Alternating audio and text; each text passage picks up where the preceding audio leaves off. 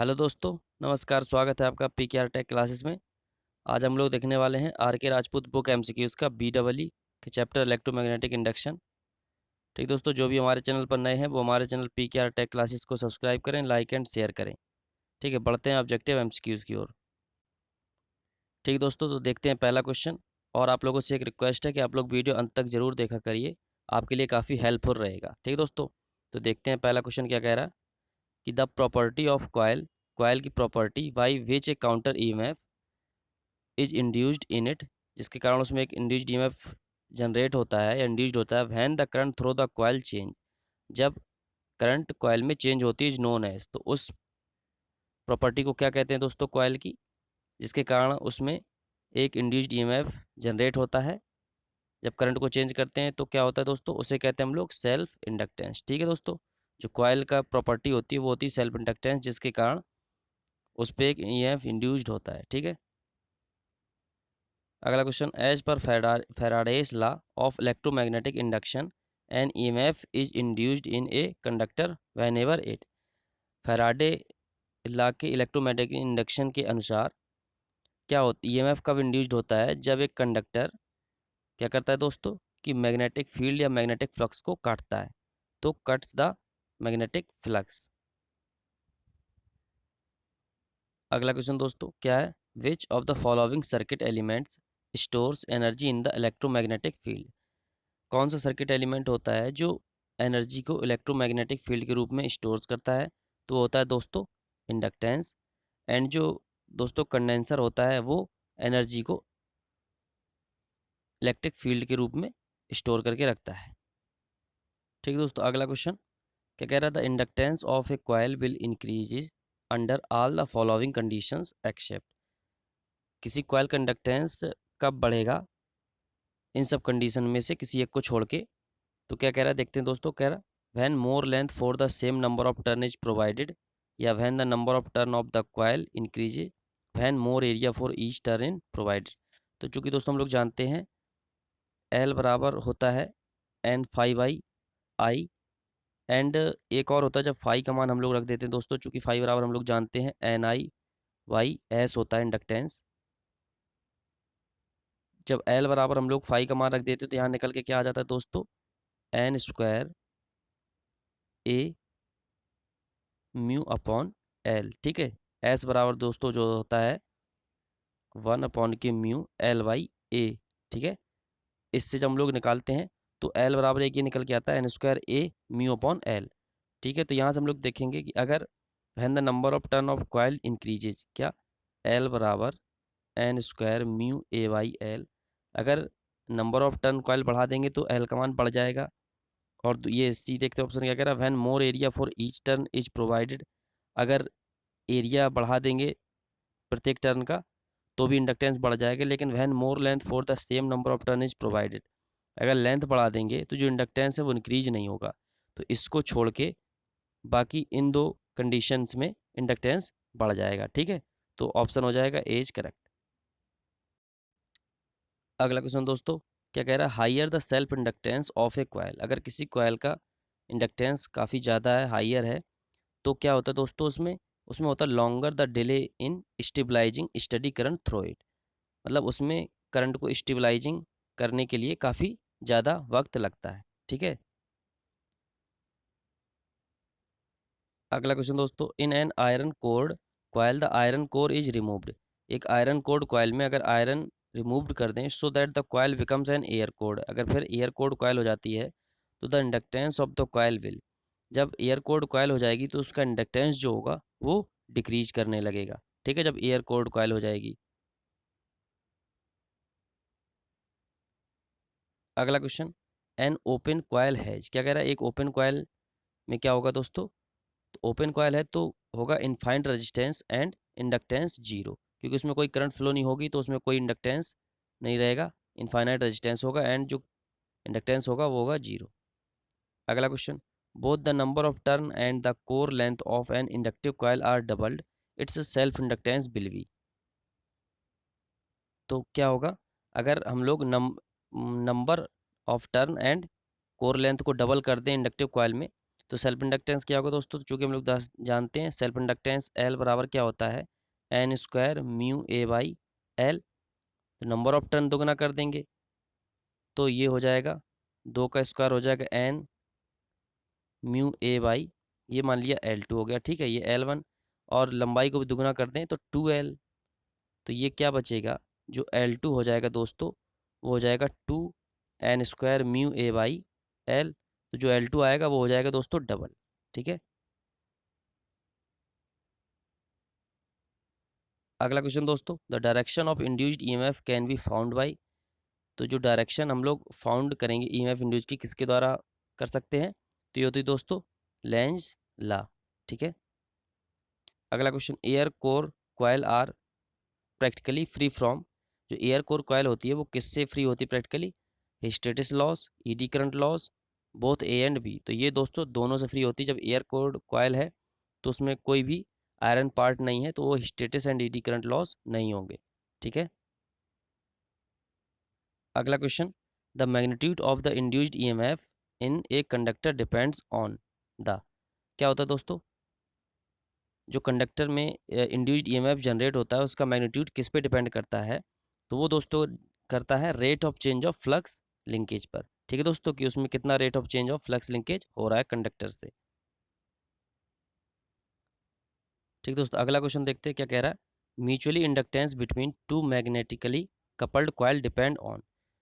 दो magnetic coupled coil है उनका म्यूचुअल इंडक्टेंस किस पे डिपेंड करता है दोस्तों, तो म्यूचुअल इंडक्टेंस का दोस्तों एक फार्मूला होता है, हम लोग जानते हैं, जो कि एम बराबर एक तो होता है दोस्तों क्या, के अंडर रूल L1 L2, ठीक है। और एक और जब दो म्यूचुअली कपल्ड कॉइल होती हैं तो उनके लिए एक फार्मूला तो दोस्तों N1 N2 अपॉन S, ठीक है दोस्तों। तो जो S होता है वो रिलेक्टेंस होता है, तो यहाँ पे हम लोग N1 N2 अपॉन S को हम लोग S बराबर क्या होता है दोस्तों 1 अपॉन के म्यू L बाई ए, ठीक है दोस्तों, ये फार्मूला होता है। तो यहाँ से हम लोग M बराबर क्या निकल के आता है, M बराबर निकल के आ जाता है दोस्तों M बराबर N1 N2 अपॉन, अब एस का मान रख देंगे 1 अपॉन के म्यू एल बाई ए। तो ये बोल रहा है कि जो म्यूचुअल इंडक्टेंस है वो किस पे डिपेंड करता है, तो देखेंगे दोस्तों परमेबिलिटी ऑफ द कोर। तो परमेबिलिटी ऑफ द कोर पर डिपेंड करेगा, the number of their turns, तो टर्न पे डिपेंड करेगा, cross section area of their common core पे डिपेंड करेगा, तो ऑल ऑफ द एबव। तो ऑप्शन हो जाएगा D, all of the above, ठीक दोस्तों। अगला क्वेश्चन क्या कह रहा है, a laminated iron core has reduced eddy current loss because. एक laminated iron core eddy current reduce करती है क्योंकि the lamination are insulated from each other, ठीक है दोस्तों, वो एक दूसरे को लैमिनेट करता है, ठीक है, एक दूसरे से इंसुलेट कर देता है उसको लैमिनेट करके। अगला क्वेश्चन दोस्तों क्या है, the coefficient of self inductance for a coil is given as. तो ये किससे दिया जाता है दोस्तों, ये दिया जाता है N5/I से, ठीक है दोस्तों, ऑप्शन बी, L बराबर N5/I। अगला क्वेश्चन दोस्तों, which of the following is not a unit of inductance. इनमें से कौन सी जो यूनिट है वो इंडक्टेंस की नहीं है।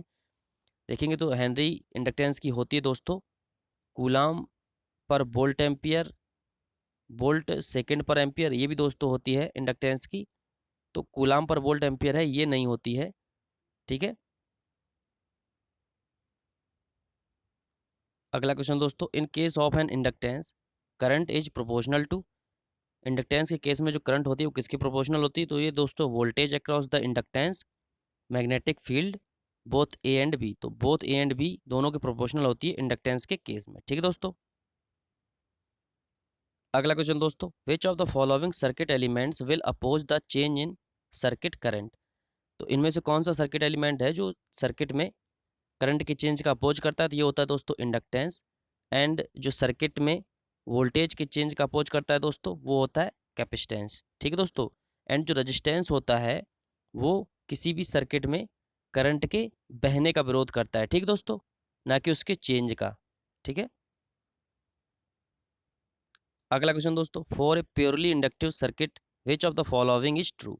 प्योरली इंडक्टिव सर्किट में इनमें से कौन सा एक सत्य है, तो जो प्योरली इंडक्टिव सर्किट होगा दोस्तों उसमें जो एक्चुअल पावर होगी ऑफ द सर्किट वो जीरो होगी, actual power of the circuit is zero. क्योंकि जो इंडक्टिव सर्किट होगा, प्योरली इंडक्टिव सर्किट होगा, वो तो ना किसी पावर को ऑब्जर्व करेगा ना ही रिलीज करेगा, ठीक दोस्तों। अगला क्वेश्चन दोस्तों, which of the following is unit of inductance. तो इंडक्टेंस का मात्रक होता है दोस्तों हेनरी। ठीक है। अगला question, an EMF of 16 volts in induced in a coil of inductance 4 henry, the rate of change of current must be. तो ईएमएफ 16 वोल्ट इंड्यूस्ड हुआ किसी कॉइल में एंड इंडक्टेंस उसका 4 हेनरी है, तो rate of change of current निकालना है। तो क्या होता है दोस्तों, जो ई बराबर होता है माइनस के L D I by D T, ये माइनस का दोस्तों लेंज ला से आता है। ठीक है। तो यहाँ पे ई बराबर कितना है 16 वोल्ट्स एंड एल निकालना है, तो एल दिया है 4 henry, D I by D T change of current निकालना, rate of change of current. तो ये कितना हो जाएगा दोस्तों 4 ampere per second. D I by D T निकलेगा दोस्तों 4 एम्पियर पर सेकेंड। ठीक दोस्तों, अगला क्वेश्चन देखते हैं क्या कह रहा है। The core of a coil has a length of 200 mm, the inductance of coil is 6 milli henry. ठीक है दोस्तों, एक कोर कॉइल है, उसकी जो लेंथ 200 mm है and inductance 6 milli henry. If the core length is double, क्या कह रहा है, अगर उसकी लेंथ को हम लोग डबल कर दें, all other quantity remaining the same, सारी क्वांटिटी को सेम रखते हुए, तो द इंडक्टेंस विल बी क्या होगा। तो चूंकि दोस्तों हम लोग जानते हैं कि एल बराबर एक फॉर्मूला जो हम लोग जानते हैं क्या होता है, ये होता है दोस्तों mu N square A by L. तो सारी क्वांटिटी को अगर सेम रखेंगे तो हम लोग क्या कर सकते हैं दोस्तों, एल जो होगा इज डायरेक्टली प्रोपोर्शनल 1 अपॉन के एल। ठीक है, N one L one N one L one. ठीक है दोस्तों, तो अगर अब एल वन को दुगना, लंबाई को अगर वो दुगना कर दे रहा है, डायरेक्टली इन्वर्सली प्रोपोर्शनल है, तो अगर लंबाई को दुगना कर दिया तो जो इंडक्टेंस है वो दुगना कम हो जाएगा। तो जो 200 mm था, अब उसको लेंथ को डबल कर दिया, तो जो इंडक्टेंस है वो आधा हो जाएगा, कितना 3 मिली हेनरी। पहले 6 मिली हेनरी, तो हो जाएगा 3 मिली हेनरी। अगला question, the self inductance of two coils are 8 milli henry and 18 milli henry. If the coefficient of coupling is 0.5, the mutual inductance of the coil is. तो self inductance दिया दोस्तों दो coil का कितना 8 milli henry and 18 milli henry. तो दोस्तों हम लोग एक फॉर्मूला जानते हैं म्यूचुअल इंडक्टेंस का, क्या होता है, ये होता है के अंडर रूल L1 L2। जो के है वो है दोस्तों कोफिशिएंट ऑफ कपलिंग। तो एम बराबर निकालना है, के का मान दिया 0.5 एंड अंडर रूल के अंदर L1 L2 का मान 8 एंड 18, तो 18 अट्ठे 144। तो ये कितना आ जाएगा 0.5 इंटू 12, ये कितना हो जाएगा 12 पच्चे 60, एक अंक बाद दशमलव लगाएं तो ये दोस्तों 6 मिली हेनरी में दिया इंडक्टेंस। तो जो म्यूचुअल इंडक्टेंस आएगा दोस्तों, वो सेल्फ इंडक्टेंस के बाद इसका जो म्यूचुअल इंडक्टेंस आएगा वो आएगा मिली हेनरी में। ठीक है, तो कितना हो जाएगा दोस्तों 6 मिली हेनरी। ठीक दोस्तों, अगला क्वेश्चन देखते हैं क्या कह रहा है।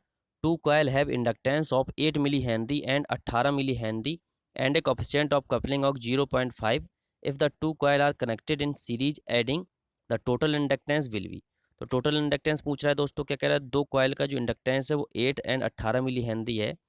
तो यहाँ से और कोफिशिएंट कपलिंग 0.5 है, तो यहाँ से हम लोग दोस्तों म्यूचुअल इंडक्टेंस निकाल लेंगे। एम बराबर क्या होता है दोस्तों के 0.5 अंडर रूल के अंदर क्या होता है दोस्तों L1 L2।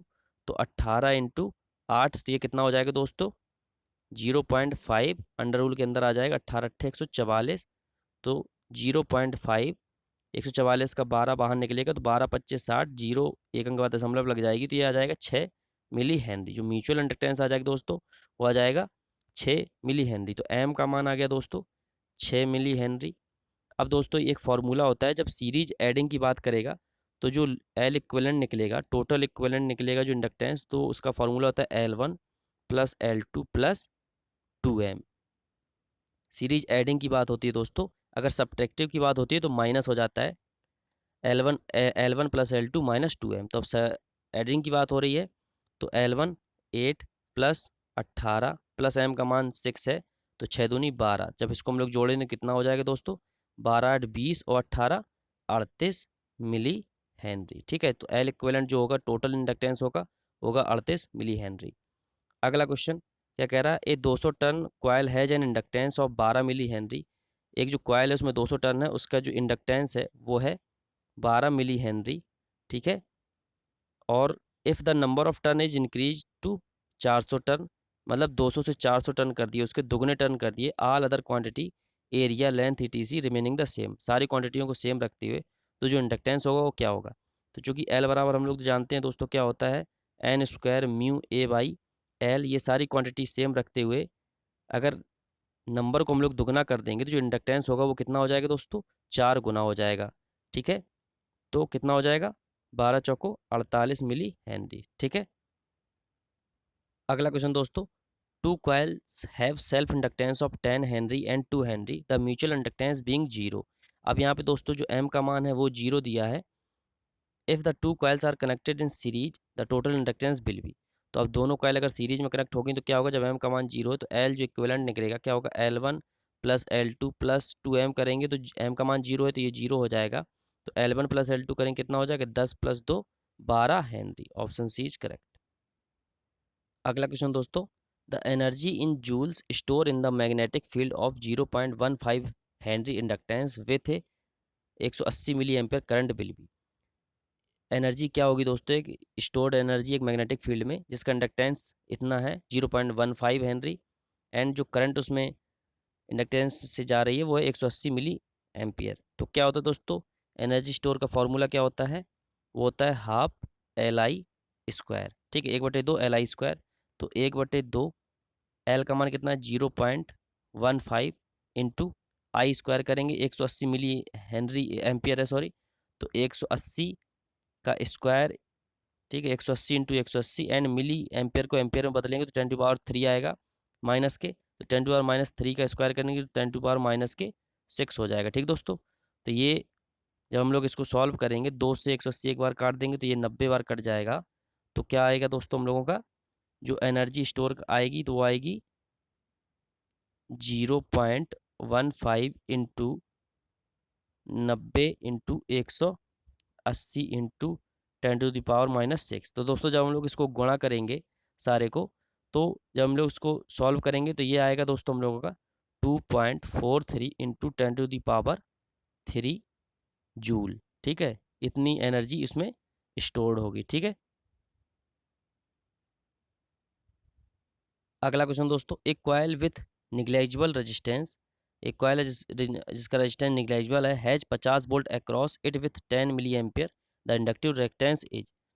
तो उसका इंडक्टिव रिएक्टेंस निकालना है दोस्तों, तो V बराबर हम लोग यहाँ लगा देंगे IXL इंडक्टिव रिएक्टेंस निकालने के लिए। तो XL बराबर क्या हो जाएगा, V/I। V है दोस्तों 50 वोल्ट एंड करंट है 10 मिली एम्पियर, 10 इंटू 10⁻³ करेंगे तो ये ऊपर जाएगा तो दोस्तों हो जाएगा प्लस में 10⁻³ तो ये कितना आ जाएगा 5 इंटू 10⁻³ तो ये हो जाएगा 5000 ओम। जो इंडक्टिव रिएक्टेंस आएगा वो हो जाएगा दोस्तों 5000 ओम।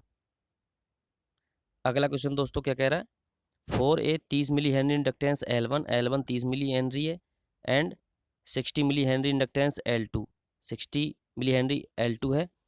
तो क्वेश्चन क्या है, the total inductance of L1 and L2 in series without mutual coupling will be. जब म्यूचुअल कपलिंग के बिना दोस्तों तो क्या हो जाएगा, M का मान जो होगा वो जीरो हो जाएगा एंड L1 L2 का मान 30/60 मिली हेनरी है, तो टोटल इंडक्टेंस हो जाएगा 60 30 90 डायरेक्ट जुड़ जाएगा तो कितना हो जाएगा 90 मिली हेनरी। ठीक दोस्तों, अगला क्वेश्चन क्या कह रहा है, the combined inductance of L1 and L2 in series adding with 30 milli henry mutual inductance will be. दोस्तों ये पिछले क्वेश्चन के लिए बोल रहा है जिसमें L1 का मान कितना था, L1 बराबर दोस्तों दिया था 60 मिली हेनरी एंड L2 बराबर था दोस्तों कितना 30 मिली हेनरी। ठीक है, तो इसमें दोस्तों हमें निकालना है इंडक्टेंस टोटल जिसमें म्यूचुअल इंडक्टेंस दिया 30 मिली हेनरी। तो यहाँ से हम लोग L इक्विवेलेंट जब टोटल इंडक्टेंस निकालेंगे क्या हो जाएगा, L1 30 plus 60 plus mutual inductance 30 milli henry 2M होता है तो कितना हो जाएगा 60। जब इसको हम लोग जोड़ेंगे कितना हो जाएगा दोस्तों, ये हो जाएगा 150 मिली हेनरी। ठीक है, तो ये हो जाएगा 150 मिली हेनरी। ठीक है, अगला question, the value of coupling factor is. तो इसी क्वेश्चन से लेके दोस्तों म्यूचुअल इंडक्टेंस 30 मिली हेनरी है। ठीक है, तो कपलिंग फैक्टर की वैल्यू पूछ रहा है क्या होगी, तो हम लोग M बराबर जानते हैं के अंडर रूल के अंदर L1 L2। तो M है 30 मिली हेनरी, के अंडर रूल के अंदर L1 60 इंटू 30, तो 30 बराबर क्या होगा दोस्तों, ये 30 इंटू 2 करेंगे तो इससे अंडर रूल के अंदर से 30 बाहर आ जाएगा, अंडर रूल के अंदर बचेगा 2। ठीक है, 60 को 30 इंटू 2 करके फैक्टर करके लिख देंगे तो 30 से 30 ये 2 एक 30 बाहर आ जाएगा, तो इस 30 से 30 कैंसिल हो जाएगा। तो के बराबर क्या आ जाएगा, के बराबर आ जाएगा 1/√2। तो 1/√2 का मान होता है दोस्तों 0.70 7। तो जो कपलिंग फैक्टर है उसका मान हो जाएगा 0.707। अगला क्वेश्चन दोस्तों, एक conductor 2 metre long moves at right angle to a magnetic field, right angle to a magnetic field of flux density 1 tesla with a velocity of 12.5 metre per second. The induced EMF in the conductor will be.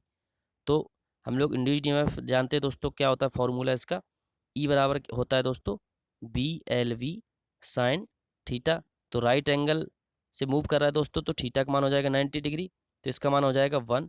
तो ई बराबर हो जाएगा V L V, तो V का मान है दोस्तों 1 tesla and 2 metre long moves कर रहा है राइट एंगल से, एंड वेलोसिटी का मान है 12.5 मीटर पर सेकेंड। तो ये कितना हो जाएगा दोस्तों, ये हो जाएगा 250, एक अंक बाद दशमलव लगेगी, कितना आएगा 25 वोल्ट। तो जो ई का मान आएगा दोस्तों इंड्यूस्ड ईएमएफ वो हो जाएगा 25 वोल्ट।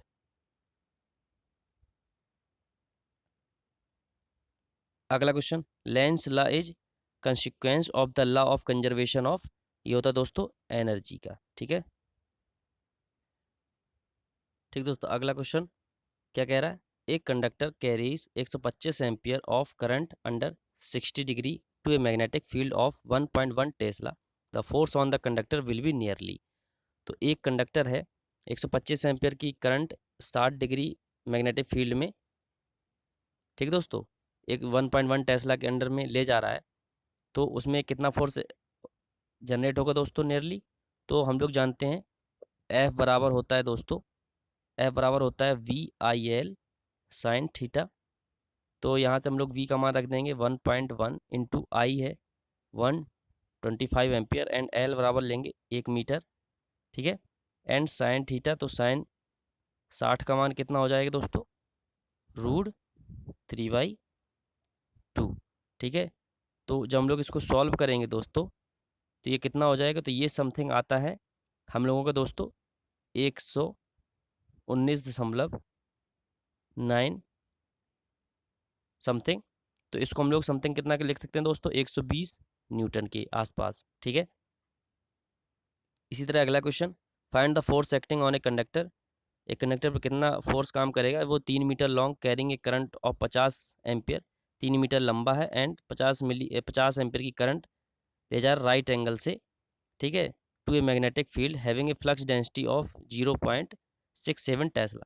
तो हम लोग एफ बराबर फिर लगाएंगे इसमें V I L sine theta, right angle बोल रहा है तो थीटा बराबर 90 डिग्री हो जाएगा, एंड वी का मान कितना है दोस्तों 0.67 टेस्ला, इंटू आई का मान है 50 एम्पियर, एंड लंबाई कितनी है दोस्तों 3 मीटर लंबा है।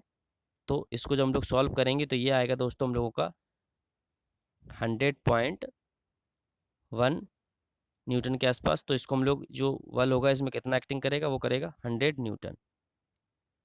अगला क्वेश्चन दोस्तों क्या कह रहा था, the coefficient of coupling between two air core coil depends on, जो कोफिशिएंट ऑफ कपलिंग है दो कॉइल के बीच में किस पे डिपेंड करता है दोस्तों, तो ये करता है mutual inductance and self inductance of two coils, दोनों कॉइल के सेल्फ इंडक्टेंस और म्यूचुअल इंडक्टेंस पर। ठीक दोस्तों, जो के बराबर क्या होता है, के बराबर होता है एम अपॉन अंडर रूल के अंदर L1 L2।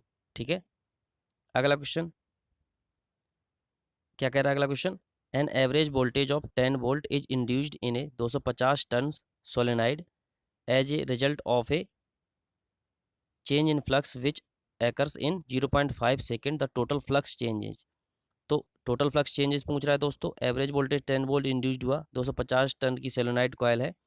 तो हम लोग जानते हैं दोस्तों क्या होता है, इंड्यूस्ड वोल्टेज ई बराबर होता है N D phi by D T. ठीक है दोस्तों, जब टर्न्स के रूप में लेते तो N D phi by D T, अगर इंडक्टेंस के टर्म में लेते हैं तो L D I by D T होता है। तो यहाँ पे डी फाई पूछ रहा है दोस्तों, टोटल फ्लक्स चेंज, तो ई का मान है 10 वोल्ट, एन है 250 turn, D phi and D T का मान है 0.5 सेकेंड। तो यहाँ से जब पॉइंट हटाएंगे तो ये जीरो ऊपर हो जाएगा, कितना हो जाएगा 2500। तो इसको 5 से अगर हम 2500 को काटेंगे तो कितनी बार कटेगा ये 500 बार। तो जो डी फाई आएगा, यहाँ एक जीरो से एक जीरो कट जाएगी तो ये बचेगा 1/50। ठीक है, तो डी फाई आ जाएगा दोस्तों, टोटल फ्लक्स चेंज हो जाएगा 1/50, तो ये हो जाएगा 0.02 वेबर। ठीक है, ऑप्शन डी इज करेक्ट। अगला क्वेश्चन दोस्तों क्या कह रहा है, a 500 turn solenoid developed an average induced voltage of 60 volt over what time interval must a flux change of 0.06 weber occurs to produce such a voltage. तो अब यहाँ पे दोस्तों वो पूछ रहा है कि कितने समय में वो 0.06 वेबर जो फ्लक्स है उसको प्रोड्यूस कर देगी चेंज करने के लिए। तो वो टाइम पूछ रहा है यहाँ पे। तो हम लोग दोस्तों ई बराबर जानते हैं क्या, N D phi by D T.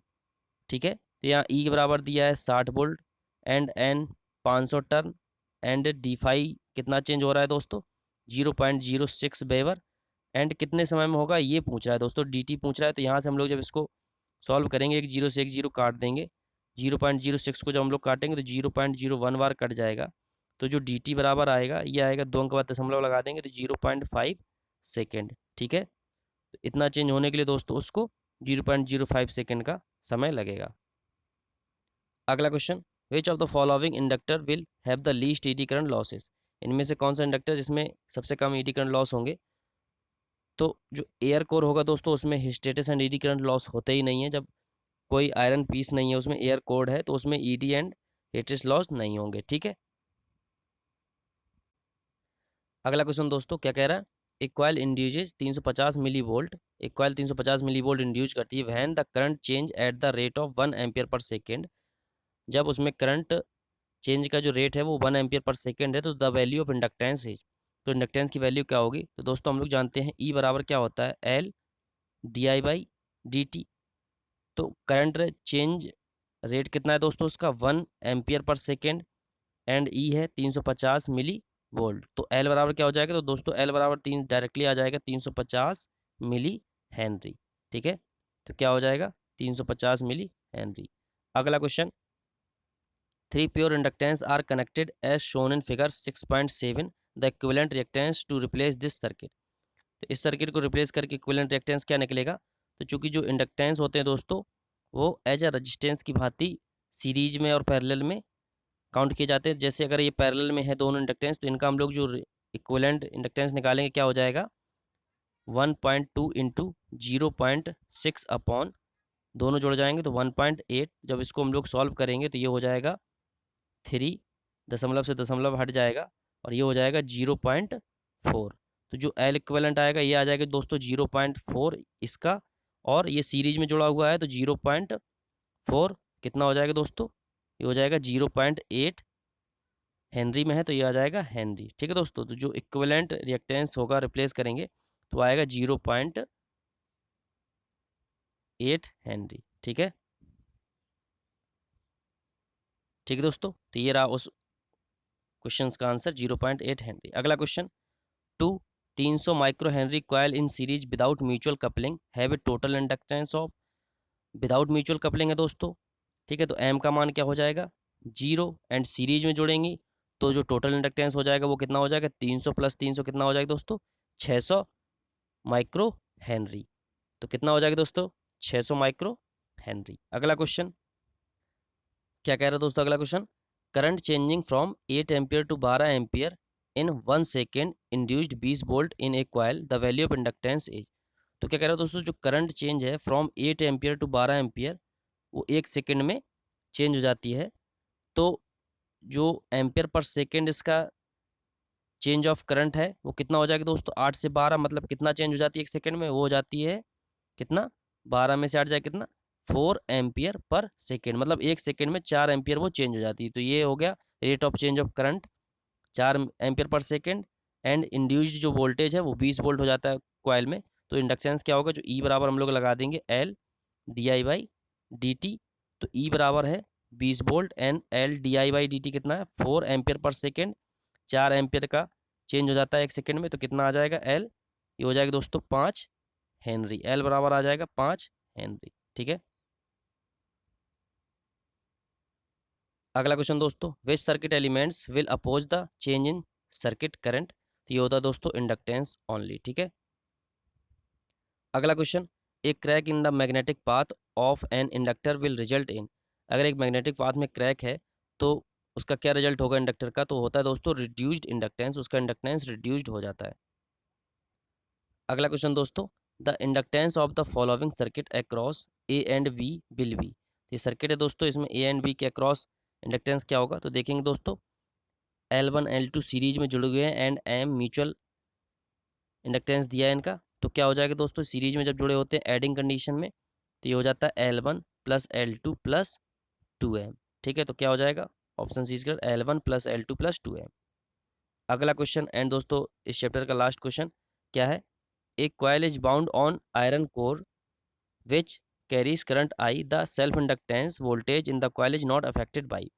एक कॉइल, एक आयरन कोर पर कॉइल बाउंड है, अगर वो आई करंट ले जा रही है तो सेल्फ इंडक्टेंस उसका है कॉइल का, वो किससे अफेक्टेड नहीं होगा, किसके द्वारा, तो चूंकि दोस्तों हम लोग एल बराबर जानते हैं, एल बराबर क्या होता है, एल बराबर होता है N five by I.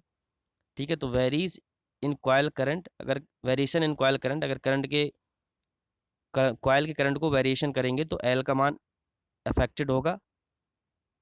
Change of number of turn of coil, अगर टर्न ऑफ कॉइल को चेंज करेंगे दोस्तों तो भी इंडक्टेंस जो है अफेक्टेड होगा। Self inductance and the resistance of magnetic path, अगर मैग्नेटिक पाथ की रेजिस्टेंस को भी अगर हम लोग चेंज करेंगे तो भी हमारा जो इंडक्टेंस है सेल्फ इंडक्टेंस वो अफेक्टेड होगा। लेकिन variation in voltage to the coil, अगर कॉइल के वोल्टेज के वेरिएशन करेंगे तो जो इंडक्टेंस है सेल्फ इंडक्टेंस वो हम लोगों का अफेक्टेड नहीं होता है वोल्टेज के द्वारा। ठीक है दोस्तों, ठीक है दोस्तों, तो ये था हमारा BEE का चैप्टर इलेक्ट्रोमैग्नेटिक इंडक्शन। ठीक है दोस्तों, तो जिसको भी हमारा वीडियो पसंद आता है तो वो हमारे चैनल PKR टेक क्लासेस को सब्सक्राइब करें, लाइक एंड शेयर करें। ठीक दोस्तों, और वीडियो को अंत तक जरूर देखा करिए, आपके लिए काफ़ी हेल्पफुल रहेगा। और जिसने RK राजपूत में और भी चैप्टर कंप्लीट हो चुके हैं वो नहीं देखे हैं तो हमारे चैनल PKR टेक क्लासेस में जाके उसे देख सकता है। और जिसने चैनल को अभी तक सब्सक्राइब नहीं किया है तो वो चैनल को सब्सक्राइब कर ले और बेल आइकन को प्रेस कर दे, जिससे आपके पास नए वीडियो की नोटिफिकेशन पहुँचते रहें। धन्यवाद।